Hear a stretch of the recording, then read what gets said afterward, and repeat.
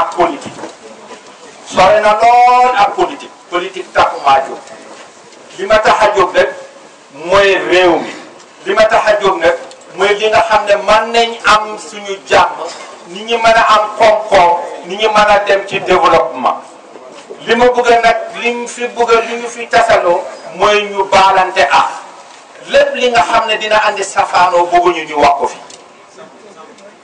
lii ñu soxal fii mooy naka la xol yi mën a nekkee benn naka la xel yi mën a nekkee benn xam nga Serigne Saliou radiyallahu anhu dafa benn tool bu mag ñëpp di fa dem di daaneel seen doole mu tuddee ko xel koom laajte leen ñi nga xam ne ñoo seen xam-xam màcc ci olof lan mooy xel koom mu ne koom bu gën a rëy ci àdduna mooy xel soo yëngatoo rek koom daal di génn ñun tey soo leen gisee tamit fii ñu may làkk olof soose lañ waroon a làkk wala joolaa mais lu tax ñuy làkk olof dañu bëgg a ñett dëgg lu ñuy wax lañ am maire yi benn baat lañ am mooy askan gi askan nu mu war a dundee suñu dund baax loolu mooy suñu yitte cadeau boobu lañ koy jox sa mission se limite à la défense des droits humains il n'y a pas plus que ça le message prophétique en résumé n'est que ça loolu yàlla su la baaxalee loolu en tant que jigéen teg la ci kaw loolu nga koy jàngale pendant plus de 40 ans nga ciy yëngatu di ci def lépp li nga xam ne loolu nga ci xam kon yàlla moo lay fay c'est pas mince comme affaire toute la mouvance politique du monde toutes les débâcles économiques et les affrontements à travers le monde, c'est humaniser le monde seulement. C'est aller à l'humanisation du monde. La régulation de cet humanisme se fait à travers le droit humain. C'est ce droit humain que vous enseignez. On vous remercie, on vous félicite, on vous encourage de cette grande étape que vous avez eu à franchir jusque-là. Comme Macky ne s'est pas, le président Macky Sall ne s'est pas trompé d'acteur, ne s'est pas trompé de celle qu'il doit mettre à la place qu'il faut. Comme nous les groupes de la santé bu baax a baax ñu réitérer l'année ci biir mission boobu képp nga xam ne imam nga képp nga xam ne chef religieux la waru laa bàyyi ci ginnaaw dafa war a nekk sa ginnaaw jàppale la ci li nga nekk parce que loolu mooy seen mission. C'est une complémentarité de mission qui fait une émergence d'énergie qui permettra de booster le processus de paix. Kon ñu ngi lay remercier de la santé de la naan yaa ngi ci sa kër. mun maa sore ci sa délégation bi mais de passage permettez-moi tout simplement mu nuyu sama pap la sama nijaay la kilifa bu mag la soo gisee lu bara mën a sotti ci yu may dox à travers la région moom laay diisoo le plus en général lu bëri dama koy demee gisante ak moom di diisoo ak moom ci problème yu bëri particulièrement la grande mosquée de la paix de Ziguinchor particulièrement les négociations de Foundiougne ak tant et tant d'autres bi nga xam ne maag moom on avait des convergences de vues te ñu liggéey ci loolu maa ngi koy remercier mooy Abass Sagna moom mooy personnalité bi nga xam ne mooy njëkk a dalal shérif yi ci biir Médinatul Munawwara shérif yu fa njëkk a dem à partir de 1960 dem pèlerinage moom moo leen di dalal mu ngi nii toog moom mooy ki nga xam ne tamit képp nga xam ne jàng nga arab ci biir bitim réew yi moom mooy seen kilifa kon maa ngi koy nuyu ci tur imam yëpp ci tur ulama yëpp ci tur shérif yëpp ñu ngi leen naan bismillah yaa ngi ci sa kër jotaay bi yaa ko moom sa ñaan soxla nañ ko ci lii lu baax a baax duma fàtte tamit sama mag sama xarit sama àndandoo le professeur Dansokho mais loolu itteewu ma de ci moom li ma gën a ittee ci moom cheikh la cheikh Danso Oumarienne la famille Oumarienne Cheikh Oumar Foutiyou radiallahu anhu xalifa moo ko jël cheikhal ko nommé ko nag ci mouvement bi mu koy coordonné kon loolu cër bu rëy la bi nga xam ne ñun waa doomi Casamance juddu biir Casamance màgg ci biir Casamance dem ci biir Pël Fuuta musuñu jiite képp nga xam ne nekkoo sa xeet suñ la jiitalee rek xam-xam ak tabe ak adab moo tax ñu jiital suñ demee ba jiital ko nag xam-xamam te ba tabeem jikkoom moo tax ñu nommé ko kon maa ngi koy félicité di ko remercier bu baax duma mun a fàtte ki nga xam ne mooy El Hadji Baba Sow Baba sama rakk la sama xarit la papaam moom ñoom ak Cheikh Aba mi ñoom ñoo def lépp ci biir Ziguinchor lépp luy jàmm ñu ngi koy dox mais papaam moo njëkk andi fii école arabe ñoo dénkaane boppam ci sama papa Chérif Samsidine Aïdara teg ko comme papaam yeete ko ba tey fu jàngale bi toll nu ci biir Ziguinchor barke papaam la ñu ngi koy nuyu di ko gërëm bu baax di ko jaale ci magam bi nga xam ne wàcce na liggéey ci temps yi dégg nga yaleen yàlla suuf si sedd ci kawam maa ngi nuyu délégation ñi ci topp yëpp ñi nga xam ne ñooy nga àndal du ma fàtte sama jaam dégg nga sama jaam la lekkat mbuuru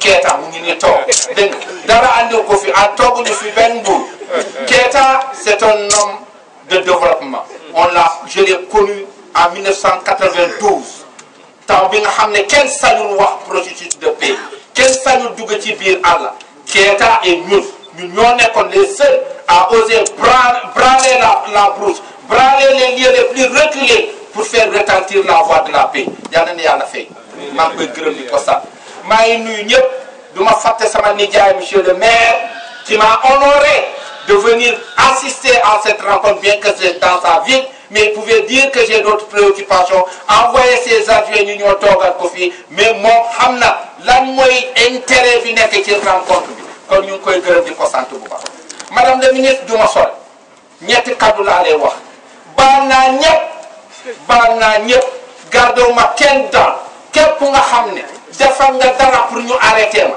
ñëpp ñu nga xam ne complot nañ ñu pour ñu yàqal ma ñëpp ñu nga xam ne saaga nañ ma dóor nañ ma lépp lu ñu mën a wax ci man baal naa leen baal naa ñëpp.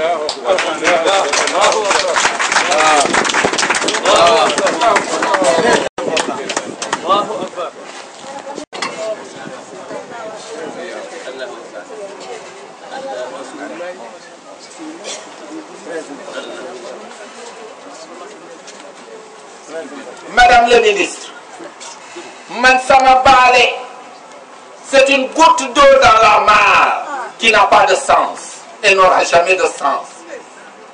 Madame le ministre, man sama jëgër dafa mel ni suñu tibee ba nekk kopp ndox ñu tuuru ko amul benn maanaam. baalu bu gën a am maanaam may ñam mooy population bi toog dama bëgg a population bi ñu baaleen te ñu baalal ñëpp. parce que man dañ ma sëpp dugal ma ci benn buntu kër bu ndaw ñu teg ma foofu ñu torox ñu dégg saaga yi ñu ñuy xañ di leen saaga di leen wax lu nekk population bi moo ko dégg ñoom ñoo nekk ci biir ñii ñooy sama ànd jàmm man su ma amee jàmm ñoom ñu am jàmm su ma amul jàmm kenn du am jàmm mësuñu am jàmm ñoom laa bëgg a ñaan ñu baalal leen nit ñi. Au-delà du pardon, ce jour solennel nous invite à réfléchir davantage, Madame la ministre. Ce pardon si profond que nous venons de clamer devant tout le monde, à la face du monde, sera les nouveaux pas vers le développement et vers la paix. Je ne dirais pas que l'heure a sonné, mais je dirais que nous allons tous braver tout ce qui pourrait entraver à cette paix-là pour qu'on puisse l'atteindre. Madame le ministre, il y a déjà la paix. La paix, elle est déjà là. Imaginez-vous, Madame le ministre, ça fait plus de 4 à 5 jours vous sillonnez la Casamance. Imaginez, Madame le ministre, combien de mouvements de gamins ont-ils eu dans ces 7 petites semaines en Casamance. Il y a la paix. Mais Madame le ministre, au-delà de la paix, le plus dangereux, c'est ce volcan en latence qui est là et qui nous guette, qui nous a déjà ensevelis. Ce volcan, c'est quoi? C'est la pauvreté. L'extrême seuil de pauvreté que vive la population de Casamance. Rasulullah sallallahu alayhi wa sallam, chaque matin que Dieu faisait, avant de mettre son pied de son lit de nuit, avant de mettre son pied à terre, prier afin que Dieu puisse l'épargner de la pauvreté. La pauvreté, c'est l'extrême danger qui a déjà englouti. Elle ronge les cœurs, elle ronge la foi. Et dès qu'elle atteint la foi, l'hostilité humaine se déclenche. La violence s'enclenche. Et automatiquement, le volcan éclate. Nous sommes très pauvres. C'est la pauvreté, Madame la ministre. Nous ne pouvons pas comprendre que la Casamance, avec tout ce qui regorge de ressources économiques, minières, fluviales, je ne peux pas dire tout ce que ça regorge, que les gens sont là en train de quémander.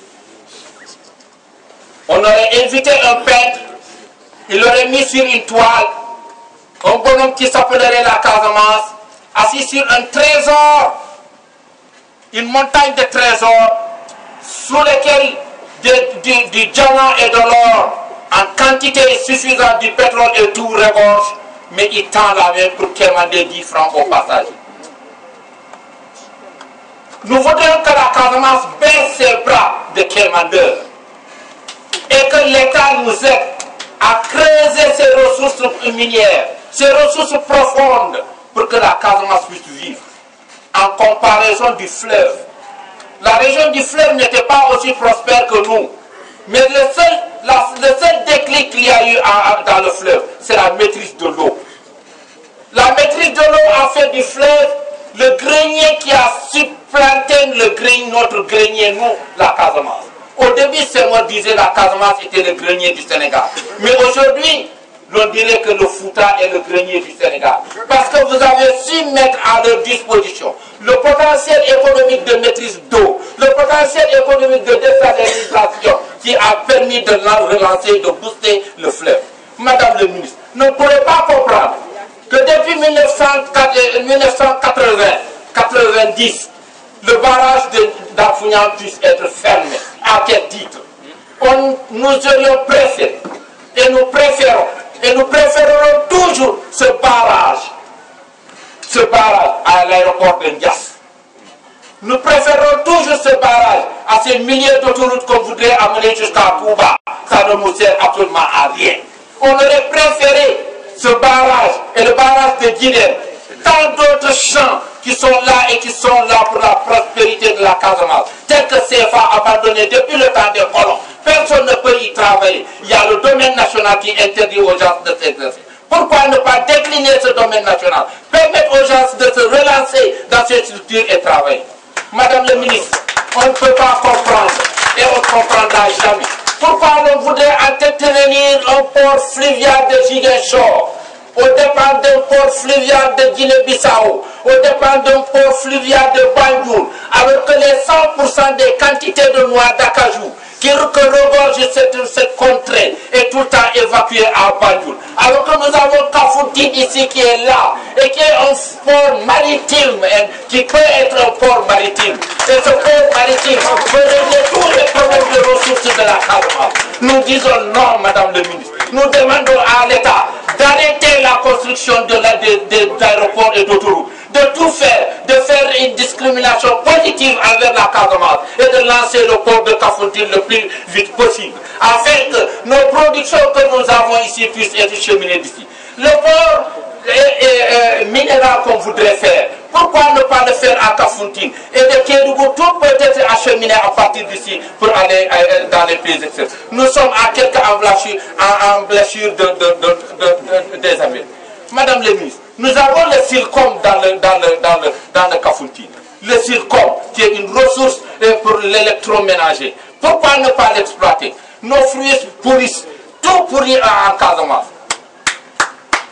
Mais, Madame le ministre, pourquoi ne pas mettre à la place des jus à l'Ouaha qu'on nous amène de l'Arabie Saoudite? C'est des mangues. Des fruits comme al-Waha, de citron, des fruits comme al-Waha, de pommes, de ceci et cela. Mais nous avons nos fruits. Pourquoi ne pas interdire ces fruits et nous installer des usines de production ici?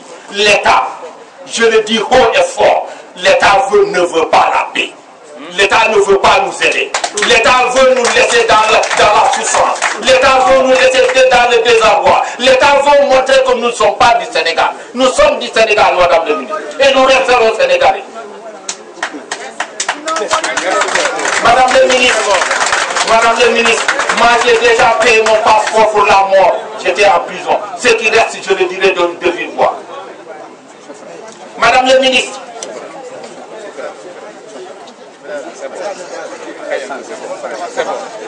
c'est bien, bientôt.